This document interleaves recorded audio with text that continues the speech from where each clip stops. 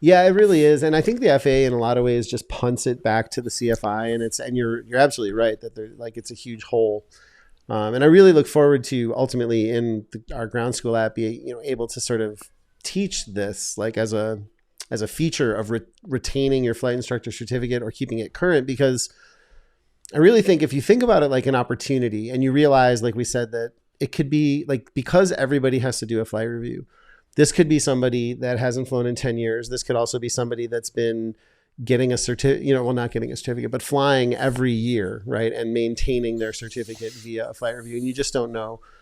So I think what I try to do as a CFI is use it as an opportunity. And the first step is like assessment. So there's some prep, like this person reaches out, they want to do a flight review. I will usually like assign them some homework, like a Air Safety Institute video or something that would serve as like a centerpiece in our conversation. I'll ask them to send me a logbook and a snapshot of their most recent pages in their logbook, and maybe tell me what kind of flying they really like to do, or they do now, and what kind of flying they plan on doing over the next 2 years, just so I can start to think through how are we going to approach this. And then I can discover, like, if this is somebody that hasn't flown in 10 years, I'll just warn them right then and there, like, hey, look, this is not going to be a one flight process. This is going to be a process of getting you current again. And that's the edge case. And, to be fair, there is some pressure on the CFI to sign it if it is a pilot who's current and he's not, like, it's what you're saying, that gray area, right? Like, how do you really know? And I think maybe there's an opportunity up front also to warn them about that and say, hey, we've never flown together before. I am going to be judging you on the ACS standards. If you haven't looked at the ACS in a while, definitely like give a glance through it, because I'm going to sort of use that as a backbone in assessing whether or not you're actually still flying to the level of that certificate. Some people don't want this kind of flight review, but I find that at the end of the process, when it goes really well, pilots are really grateful. And it's like kind of a long day, like it's an event, right? So they'll come to the office, we'll talk about that homework. I will have been thinking through a strategy for them.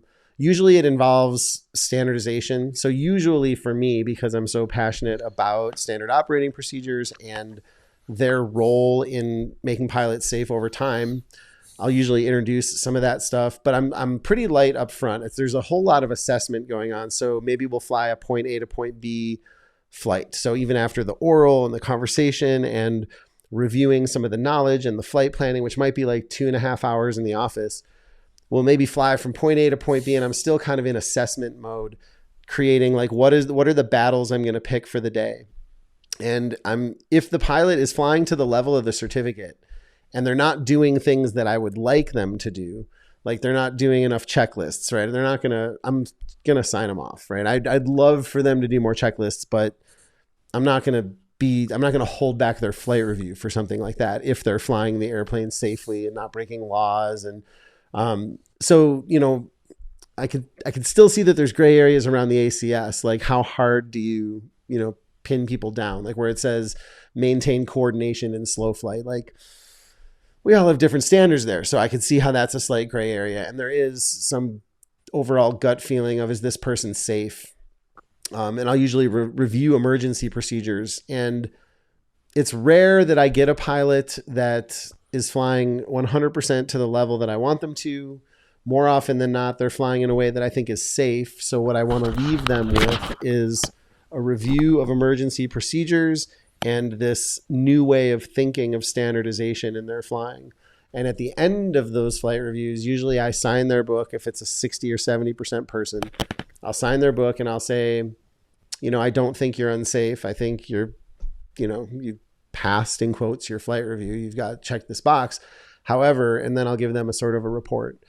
I think that there are huge holes in your standardization. I think if you were able to fill these holes, like we were talking about earlier in the day when we looked at that Air Safety Institute video, I think you'd be a much safer pilot. You'd be less susceptible to the errors that these pilots are making or whatever. I mean, I'll try to sell them on the idea that maybe they should come back for 2 or 3 or 4 more lessons to like make them a 100% pilot, but let them know that marginally they quote passed their flight review. So it's kind of like those 3 cases, the person that I know is not going to be one flight, that 70% person in the middle, and then somebody that's doing really well.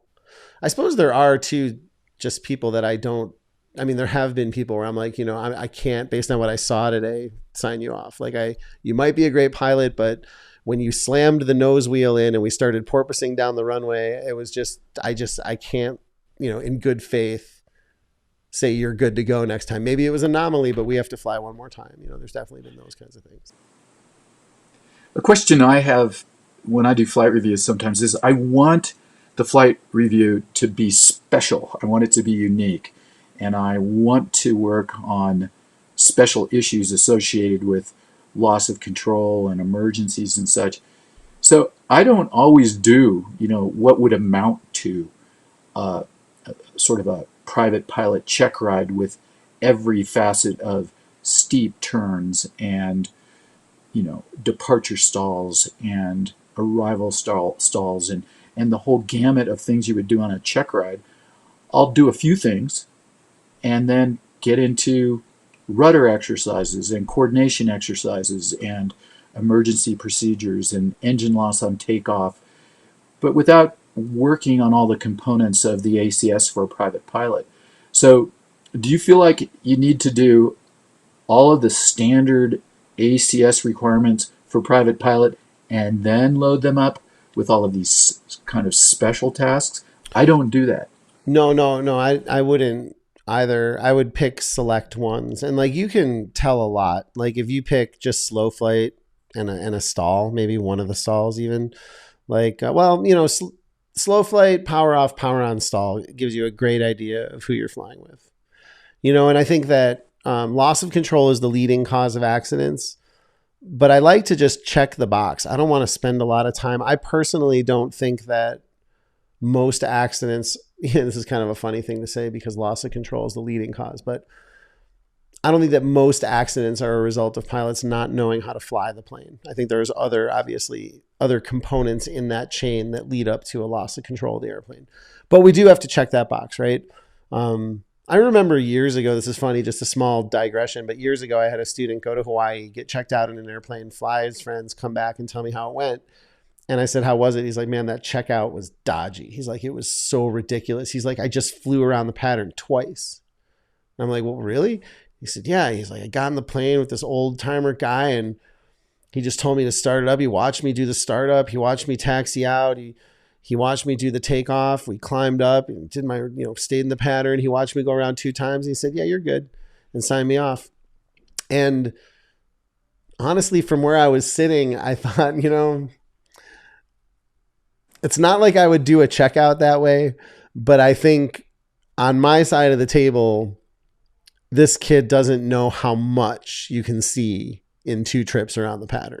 You know what I mean? If someone, as the airplane is leaving the ground, applies a little more right rudder to account for that extra, the friction you lose, and they go right into coordinated flight and they go right to a VY sight picture and they've got a light grip on the yoke and they're in trim and they're flying with right rudder. I mean, and then in the climbing right turn, they use enough right rudder to actually get the nose to come around. It's like, this is somebody that knows how to use their feet. I don't have to go out and do steep turns and slow flight and stalls to know that. I can see that and maybe go around twice to be sure it wasn't a mistake, but like you can really tell a lot in like a few little maneuvers.